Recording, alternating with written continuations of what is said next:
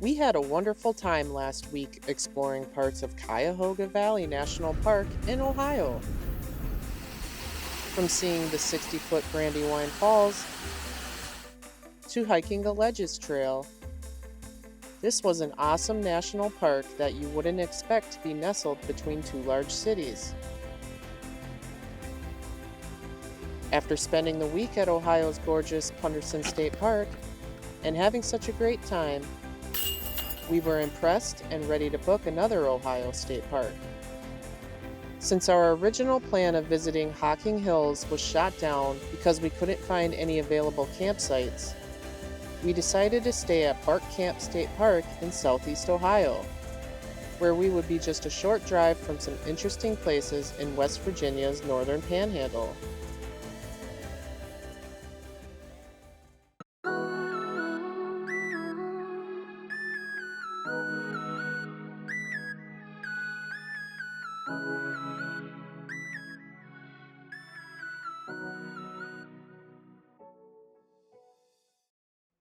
Even though we booked an Ohio State Park and planned to spend another week exploring Ohio, we found a lot of fun and interesting things to do across the border in West Virginia. West Virginia's northern panhandle lies between Ohio and Pennsylvania. From our home base at Barkcamp State Park in Belmont, Ohio, it was just an easy 30-minute drive across the Ohio River and into the cities of Moundsville and Wheeling, West Virginia. Moundsville, West Virginia was named for the ancient Grave Creek Mound, created by the prehistoric Adena people between 250 and 150 BC. The Adena existed from around 1000 BC to 200 AD. The mound was constructed with more than 60,000 tons of dirt and currently stands 62 feet tall and 240 feet in diameter. It is one of the largest conical-type burial mounds in the U.S. The surrounding area that is now Moundsville was once covered in mounds of all sizes, with the Grave Creek Mound being the largest. The mound was once surrounded by a moat and contained burial vaults inside with human remains and various goods. The Delph-Norona Museum, next to the mound, includes a paleontology exhibit with fossils, including a skeleton cast of a stegodon.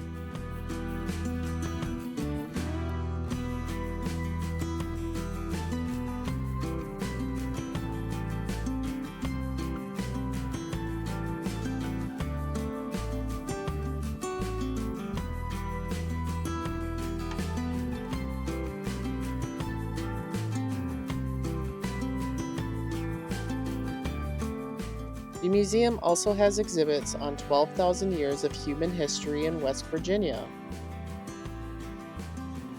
The upper level of the museum showcases the Adena people and the Grave Creek Mound. You can access the mound from inside the museum and take the stone steps to the top for a great view.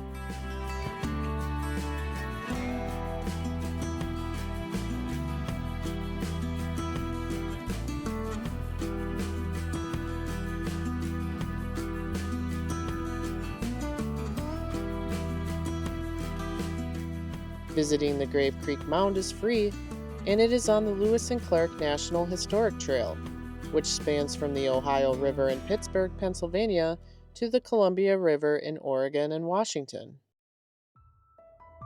When you're on top of the mound taking in the view, it's hard to miss what's across the street.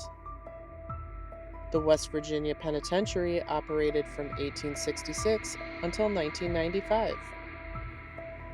The Gothic stone structure was modeled after the 1858 state prison in Joliet, Illinois, but built to half the size.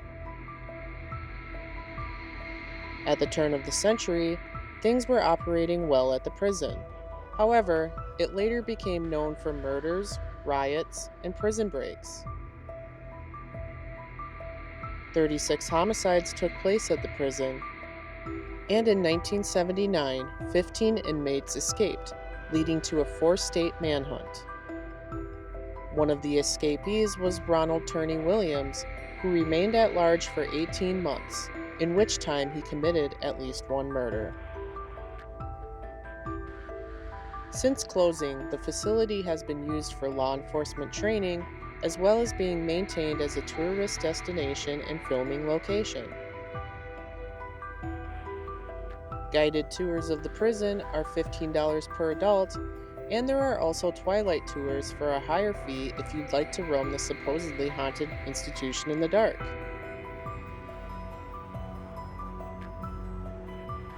We did the guided day tour, and we were in a larger than normal group, but our group still did a great job taking us through the prison and telling some interesting stories about the inmates and some of the crimes that occurred here.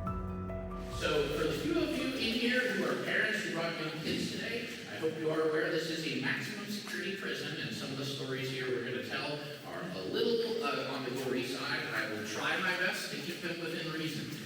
But as far as this one here, there was a guy named Smitty Harding. He was a truck driver by trade who wanted to commemorate his life on the road.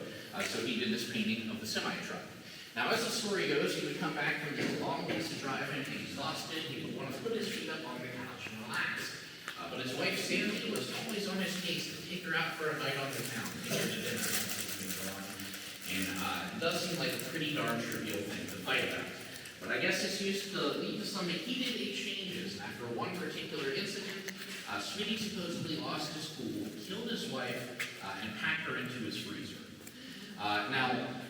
The strange thing about this is Smitty strangely never stopped professing love for the wife he killed. And although he was sent here to do life in prison without parole for her murder, he dedicated this painting to her.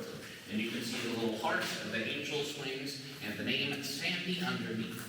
So clearly some conflicted emotions in this relationship. I have been told it's in bad taste, but I like to say he loved her to pieces.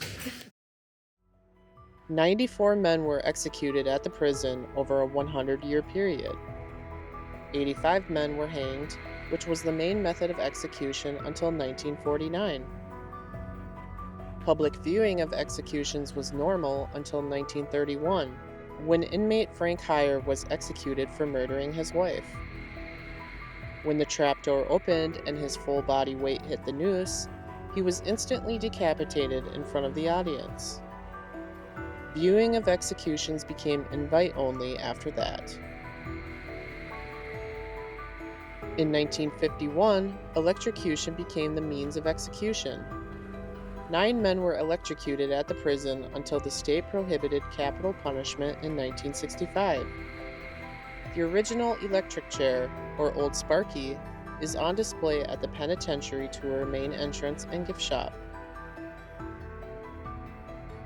In 1986, it was ruled that confinement in the tiny 5-by-7-foot cells was considered cruel and unusual punishment. And within 9 years, the prison was closed. This is understandable once you step inside one of the cells and imagine sharing this space with 1 or 2 other inmates. This was a very different but interesting tour of a historic building.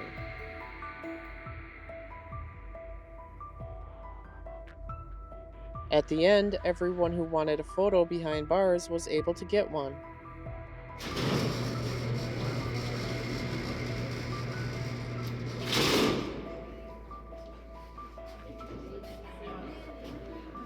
Right, yeah, it's super saddening.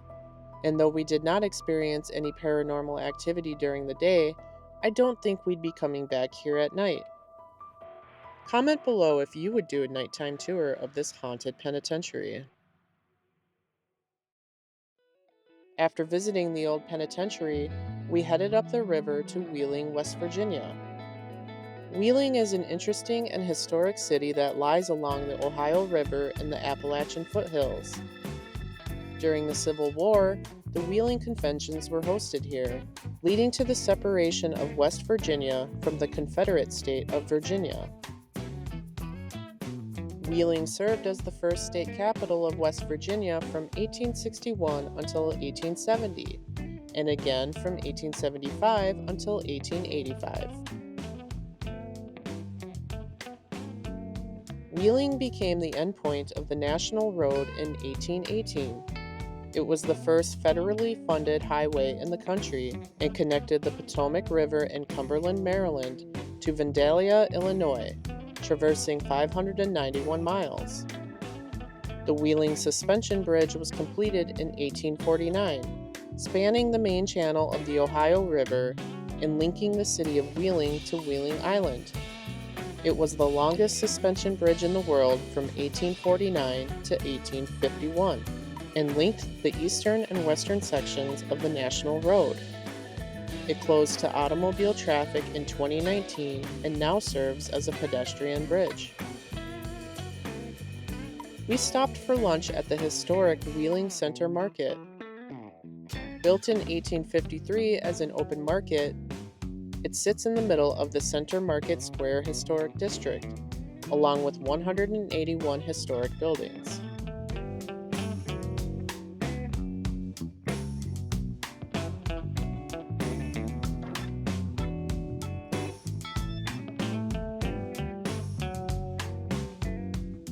We had read that the Coleman's Fish Market's famous fish sandwich was a must-have lunch item at the Wheeling Center Market. The sandwich was simple but effective, with delicious fried fish in between 2 slices of white bread. Keisha ordered a BLT from Tito's at the market. There are a couple of other food options and shops at Center Market as well.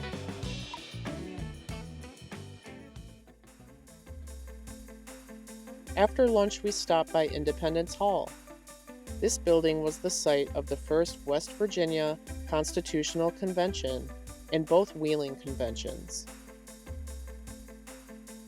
Wheeling became the capital of the pro-Union restored government of Virginia from 1861 to 1863.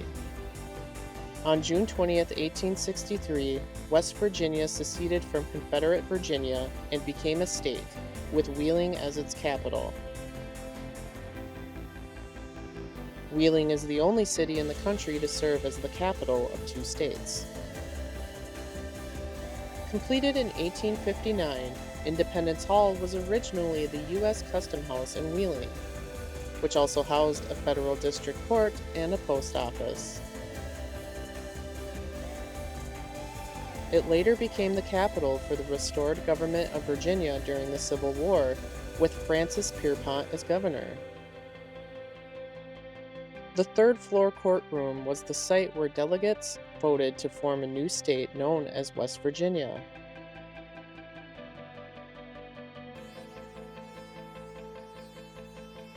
Independence Hall has a small museum and gift shop on the 1st floor, along with the restored post office.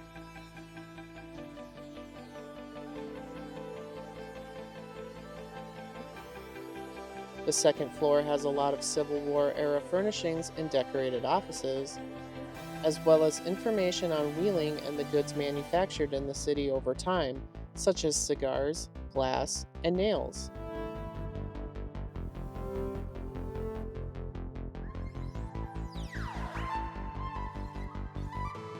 There is also an interesting collection of 14 Civil War battle flags.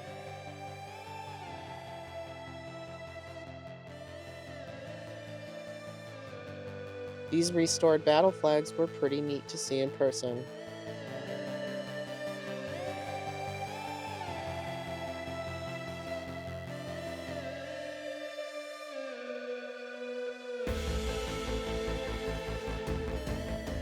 The 3rd floor contains the restored courtroom.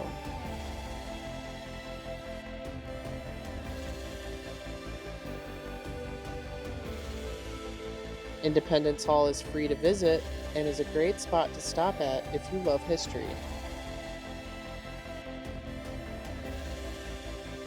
Another cool spot in Wheeling is the Mount Wood Overlook. This concrete overlook was originally a castle built by Dr. Andrew Jackson Harness.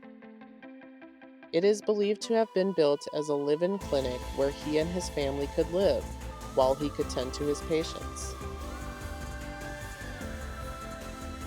Construction halted in 1925 when Dr. Harness was indicted on 2 counts of illegal drug sales. There have been attempts to clean up the area and graffiti, but the castle continues to be a popular place for street art and to sit and take in the view.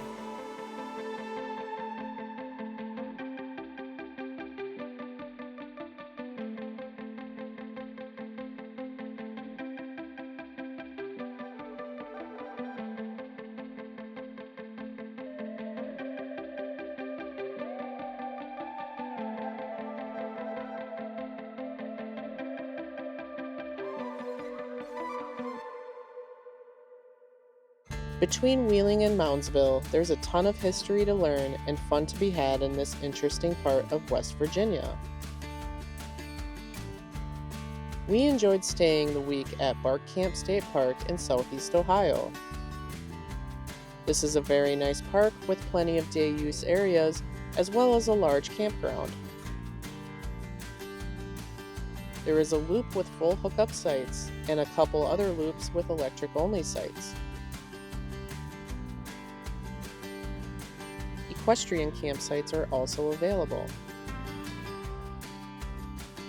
The state park sits within the sandstone hills that are part of the Appalachian Plateau.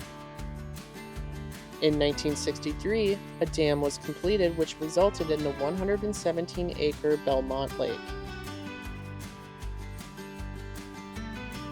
In addition to fishing and boating, there is a large beach available for visitors.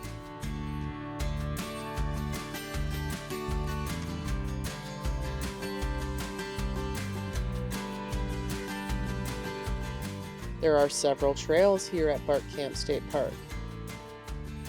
There is an 8-mile multi-use trail, as well as over 24 miles of horse trails. We enjoyed the short storybook nature trail near the lake.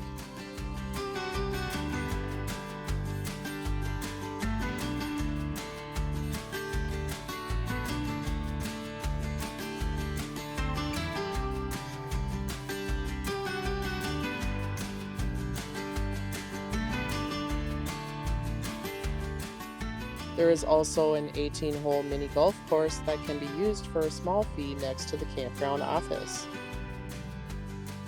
Unfortunately, we were here during the off-season and did not get to play, but this is a fun little amenity near the campground.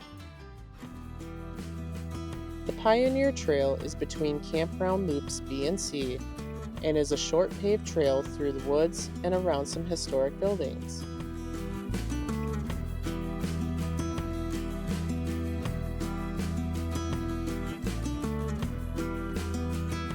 The campground at Barkcamp sits on what was once War of 1812 veteran Major Solomon Bentley's orchard and farm.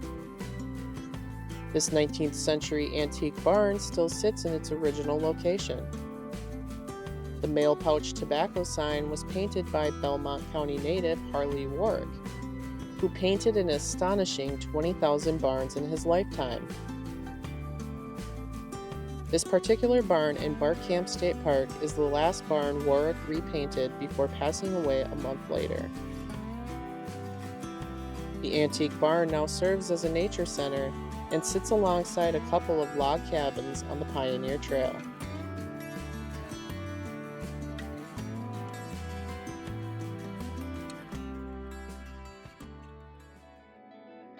Overall, this was a nice, quiet place to spend the week, and just 30 minutes from both Moundsville and Wheeling, West Virginia.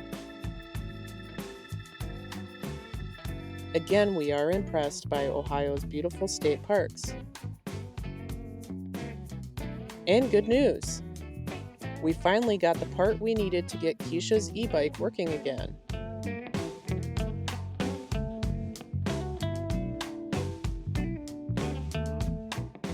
We also upgraded the truck last week to a 2500 to help us with our future travels through the mountains.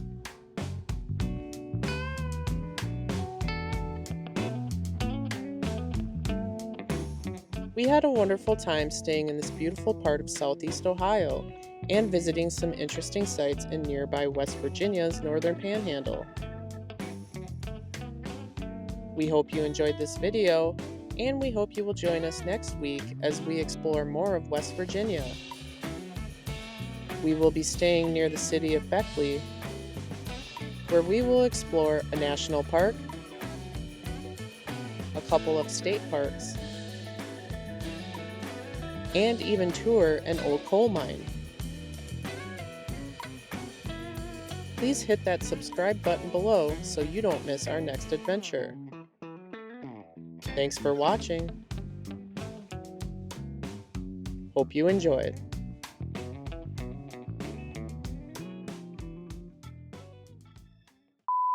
So before taking off on the e-bike, you should probably set the electrical assist back to 0.